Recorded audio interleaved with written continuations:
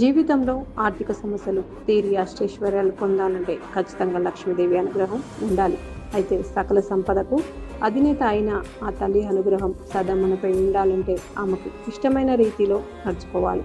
లక్ష్మీదేవి నివాస స్థలాలు పాలు, పూలు, పసుపు, కుంకుమ, దీపం, గోవు, ధనం, ధాన్యం, పరిశుభ్రమైన ఇల్లు. లక్ష్మీదేవి నివాసం ఉండే వీటి విషయంలో నిర్లక్ష్యంగా ఉండకూడదు. బారెడు పొద్దు ఎక్కిన తర్వాత నిద్ర లేచే వారి ఇంట్లో, సాయంత్రం వేళల్లో నిద్రించే వారి ఇళ్లలో లక్ష్మీదేవి ఉండదు. అలాగే సోమరితనంతో బతికే వారింట్లో లక్ష్మీదేవి నివాసం ఏర్పరచుకోవడానికి ఇష్టపడదు.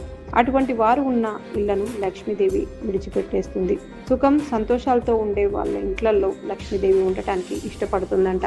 ఎల్లప్పుడూ కలహాలతో ఉండే ఇళ్లలోకి లక్ష్మీదేవి పొరపాటున కూడా కాలు పెట్టదట. ఎక్కడైతే పవిత్రత, ప్రశాంతత ఉంటుందో అక్కడ లక్ష్మీదేవి ఉంటుందని, అక్కడి ప్రజలపై దేవి అనుగ్రహం ఉంటుందని పురాణాలు కథనం.